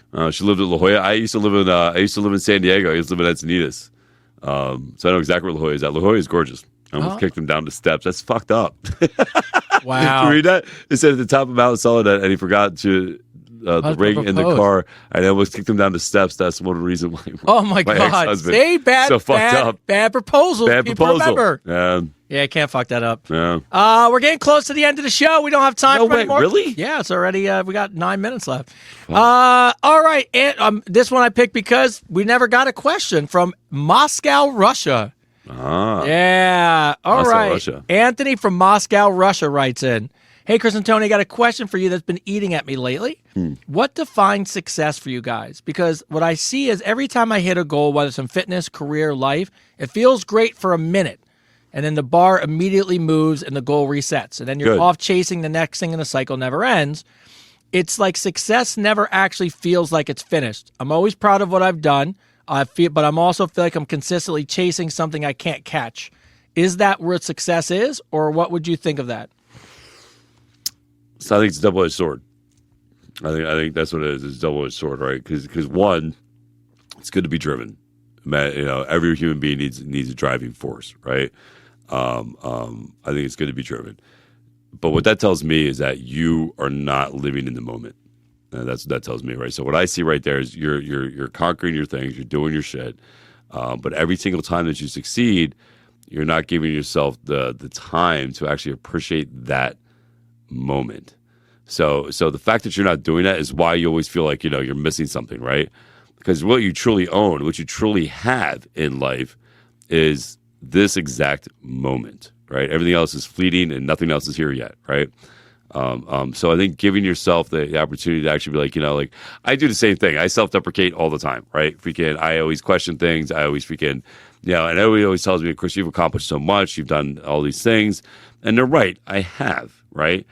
But the first time I actually felt proud, and this is why I can speak on this so well. And I actually stopped for a moment and wasn't worried about what I have to do for work and what I have to do to keep things moving and all this stuff is when I took my kid trick-or-treating. And I realized I'm in this town where it was like a movie set. Like there I am in this town with all these kids running around in Halloween costumes, people giving out giant-sized candy bars. There's bands playing. They're giving out Dippin' Dots ice cream. I'm in this thing that I've only ever seen in a movie, right? And my kid's being able to experience this moment, right? And I see him in this moment. And it was at that moment that it clicked with me that, I felt proud. I felt proud of everything I've accomplished and where I'm at in my life. Because you know why? Because I was in the moment. I was living in the moment. So I think success, especially mentally, is being aware of the moment, being in the moment, and feeling gratitude for the opportunities that you've had. I think it's always good to be driven. I think that's what keeps us young, right? I think it's very good to stay driven and stay focused and always have a goal. And that's the one thing about fitness I tell people all the time. Like, listen, it's good to have a goal, but understand it's the journey that's the win. The win is the journey. The bonus is the goal, right? So everything you accomplish, you feel like you're hitting this point because you didn't appreciate the journey, right? So appreciate the journey. So appreciate the moment that you're going through to get to that goal. And then the bonus, the icing on the cake is just the bonus of the goal completing it, right? But there's always going to be a goal. But you need to live in that moment, Yeah. It was never just about me. And we're going to be putting it on the website soon. So then you can just go to the website and get it, which is amazing. We haven't thought about that in 41 weeks. Yeah. But look, I think about this because we have so many, especially now, we have so many hats we wear, right? Mm-hmm. Like being dads is always going to be like our top priority, our jobs, the podcast. There's always these metrics, races, challenges, movies, like stuff we're doing. There's always these metrics that move. I always make a joke about it in the corporate world. Every time the month ends or the quarter ends and you do your report and you hit your goal, what do? They move the goalpost and you're like, what the fuck? Yeah. But this is what I feel like when I look at my own life and think of success. I just think, am I proud of the person I am today?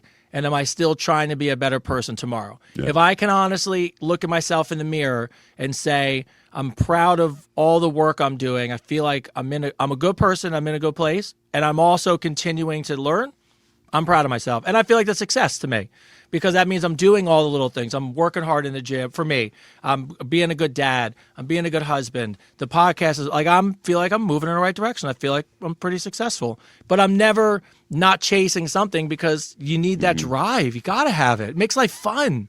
Yeah. What? Who was that? Connie. That was Connie. She says she didn't receive her book yet. Connie, well, I'll call you later. Yeah. They keep cutting it off at the border because of problem. Is that what it is? I have no idea. Sophie got hers like a month after I sent it. All right, last question, and then we're gonna wrap up. And I just hit my screen down, so I apologize, guys. I didn't mean to do that. All right, Denise from Bozeman, Montana. Boise? Bozeman. Yeah, Bozeman, Montana. Bozeman, Montana. All right. So I'll admit it. For a long time, I wasn't the most attentive girlfriend and now wife. We've been together for over 10 years, and it's in the early days, I kind of took him for granted. He always wanted affection and attention and a little spark. I just didn't give it. Fast forward to now, he's killing it. He's killing it at work. People are noticing him. He's in shape. He's looking good. He's confident. And of course, he's getting all his attention. Suddenly, I realized I might have dropped the ball. So lately, I've really been trying to turn on the sexy back. I've been dressing up. I'm trying to compliment him the way I used to and should have before. But he's distant now, and he's not really responding. And he says it feels forced, and that's not really fair. I'm trying, but I also know I'm late to the party. Am I at fault here, or is it him for not accepting the fact that I'm changing? Sounds like to me he has some resentment. Of course. That's what it sounds like. It sounds like he has some built-up resentment. 100%. Wouldn't you be resentful? I would. What was she doing again? She was what? From once they became husband and wife, she just shut the attention off. She said she started taking him for granted. He wanted affection and attention. He wanted the spark. She's like, I just didn't give it to him. But now that she doesn't say. But now that he's becoming successful and he looks good, he's working out, people are giving him the attention he wants. And now she's like, oh, shit, I need to turn this on now. Yeah. And he's like cold to her. Well, yeah, it's been 10 years. It's been 10 years, man. You created that monster. I'm going to be honest. This is going to be tough because, first of all, I give him, he's still with you for 10 years. And so, I mean, he loves you.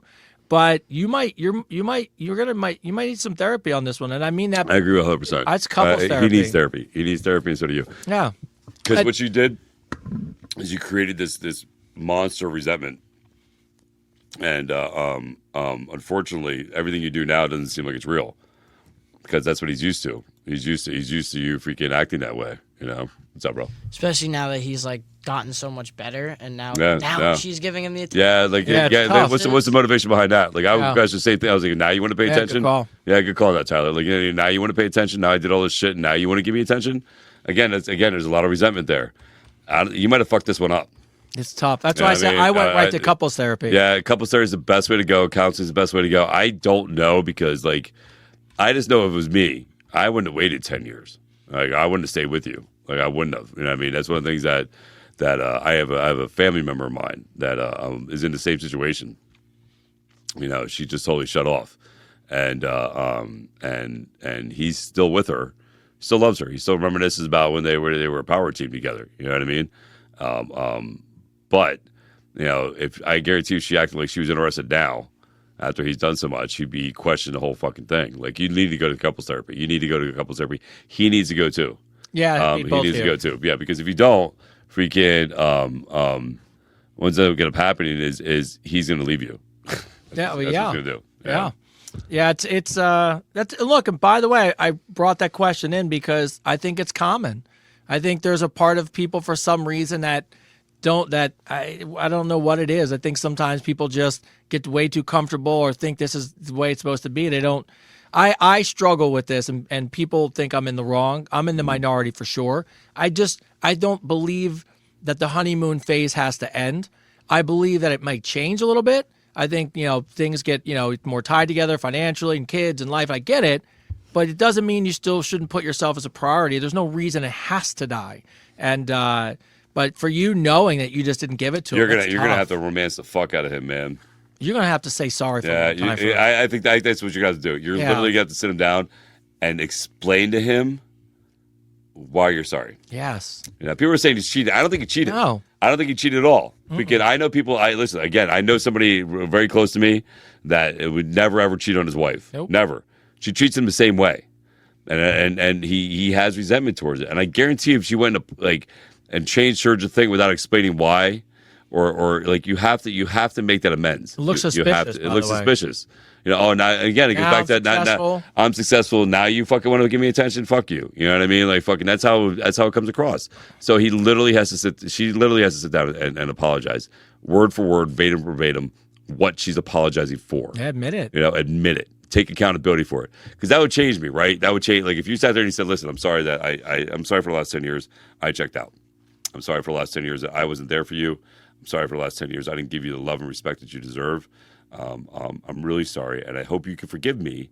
And I'm hoping that we can go to therapy, get counseling, do whatever it is to do to make this work, because I want to make this work with you, and I know you do too, because he obviously stayed with you for 10 years. Stayed with you. He stayed with you for 10 years. He didn't leave you. So deep down he loves you.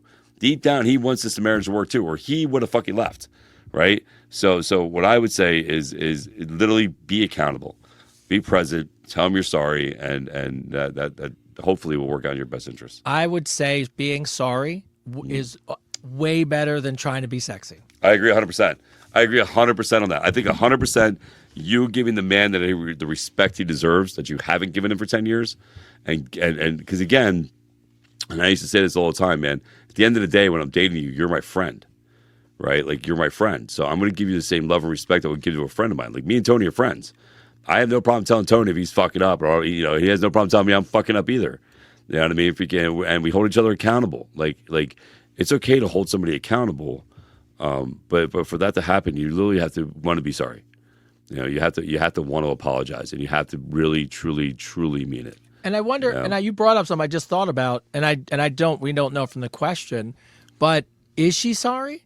That's what I'm saying. I get it. I'm wondering it now too, because I'm like, now I think about it, I'm like, wait, are you really sorry, or is it because he's changed? Now I know people are saying it's hormones and whatever else, but I don't think she's that old. And even if she was, listen, hormones. I read the note. She shut it down on purpose. Yeah, she just shut it down. Yeah, she shut it down on purpose. It wasn't like she just wouldn't take control of herself and yeah. So that's on her, man. That's on her. Yeah. So yeah, I don't know. Like that, you have to ask yourself true. Like here's the thing. Okay, it's a tricky thing. If you really care about this guy, and it's not just about your fucking ego and everything else, then you can say you're sorry.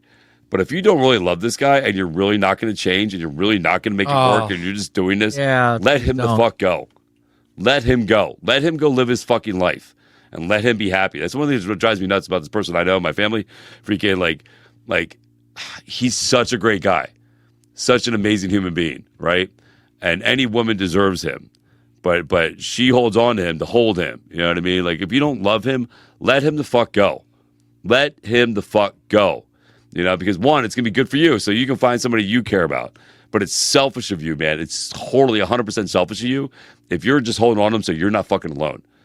Yeah. You know what I mean? And by the way, for everyone, I can see the chat going crazy about hormones and all stuff. If this question was reversed, we'd say the same thing. Yeah, I'd be saying I would never tell us a guy's testosterone. I'd be like, no, he's ignoring her. No, he's ignoring her. I mean, you can't blame it just on your hormones. I'm sorry. It's just because you get your period. No. You know what I mean? Fucking, you have common sense. You know what I mean? You have a brain. You're not just fucking your hormones. Like, you know what I mean? I'm sorry. But, so what if she's not horny? You know what I mean? So what if she's not horny? She can still give him She can still give him love. She yes. can still give him, like, the respect and everything else. Like, why would you fucking sit there and think just because her hormones aren't good that that stops her from loving somebody? I know. It stops her from giving him attention? Get the fuck out of here. I know a lot of couples where somebody's hormonally imbalanced or going through whatever. On the other side, too, low TRT, whatever it is. But there still can be intimacy. It doesn't have to be sex.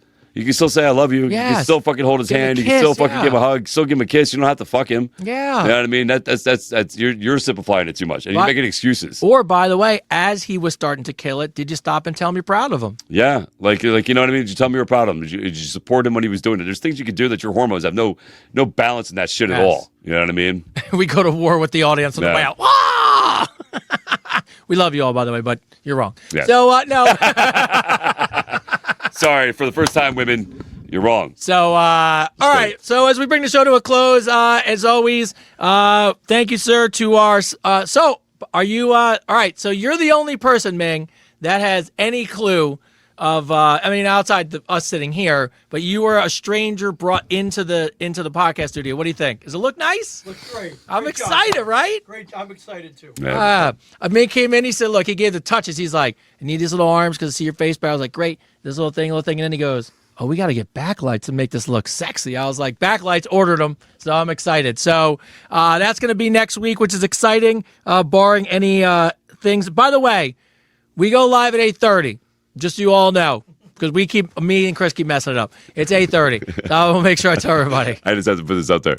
Becky's staying warm because of our blankets. Yeah, Becky. That's what I'm talking about, girl. So funny. In case you didn't know, Becky's got blankets with us on it. Yeah, she does. And I keep getting requests for them back in the store. So funny. All right. So as we also bring it close, Ty, was there anything crazy you would like? You did a good job tonight, bud. Nice job. Thank you. You're getting better at Yeah, the they're StreamYard. great, bro. They're great, man. Any comments, anything nutty, any requests, anything from you there, sir?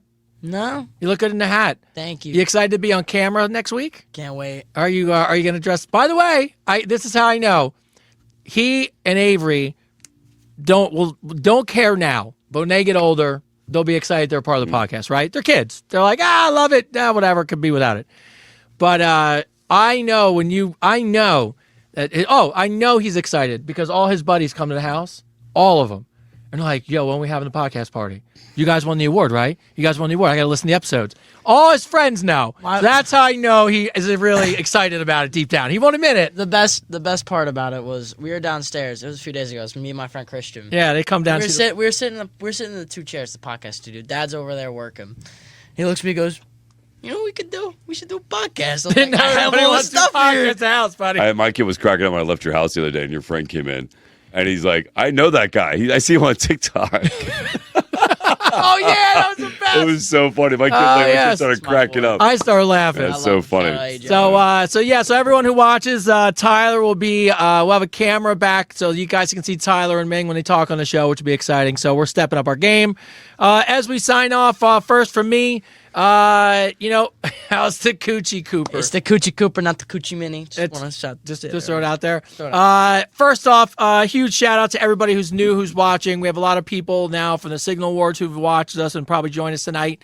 And as we go to this new studio space, StreamYard's going great. The movie was cool. The Advice Unfiltered 15 is starting to roll out programs. Things are headed in the right direction. But as always, what I want to tell you, outside of how much I appreciate you guys and love you and support, and you guys are the best community on earth, and we really, really mean that. It blew people away when we were at the award show, and I was telling people how many people watched the show. Their minds were blown out of their fucking head. It was amazing. But the one cool thing I can promise you, we said it all the time, we just have this commitment to getting better every week. I think every person we talked to said our episode last week was one of the best episodes we ever had. And, as we grow with your support, we're going to keep making the show better. So the new studios coming. Advice Unfiltered After Dark is going to be rolling out as the year ends, where we'll have some extra episodes and stuff for people who really want them. And everything's going to be nicer. And then we're going on the road. So all exciting things. And we couldn't have done them without you. So I appreciate all of you very much. And as always, to end the show, my handsome co-host, go ahead there, sir. Wow, that was quick. Close by. Quicker than my sex life. Everybody would be happy if they had sex with you and it lasted an hour and 30-some minutes. Man, that's add workout day. Add workout day. No, listen, Tony hit the nail on the head. Thank you. To each and every single one of you. As I put on the post about the award show, that wasn't our award. It was yours. You guys won that award. You guys came through. Again, when we tell people the story, how we were a week behind in voting, and you guys came through and you voted, and you put us at number one in a fucking day. Like, that is just truly amazing, right? No, great things are happening. Great things are happening. They're happening because of the community we created, right? Again, everybody thinks this happened overnight. It didn't. We are 41 weeks in. I'm 10 years into this, right? I've been working on this for 10 years to make this happen. And I'm proud of all of you. If you would have told me that freaking me saying good morning, just me being me, would make a difference in everybody's life 9 years ago, I would have said you were nuts. Nobody knows who the fuck I am. But here we are. Here we are. And I'm grateful, again, for every single one of you. I'm going to try not to get emotional about it. So thank you. I see Jennifer Costa watching. Hey, Jennifer, how you doing? You guys looking for a good trainer? Jennifer's amazing. Yeah, Jen. Jen's amazing. She's a lifetime good trainer there. But yeah, shout out to everybody, man, that has been here from the start, who's joined us, who's supported us. Because of you, better things are happening, man. And this show is going to go on the road. We're going to have a live audience. It's going to happen. You know what I mean? We're going to make this thing huge. Like, you know, watch. We're going to be on TV. We're going to be everywhere. You watch everywhere. But anyway, listen, love you guys. Yeah, as always, man, we believe in you. We believe in the best in you. This is Advice Unfiltered, episode 41.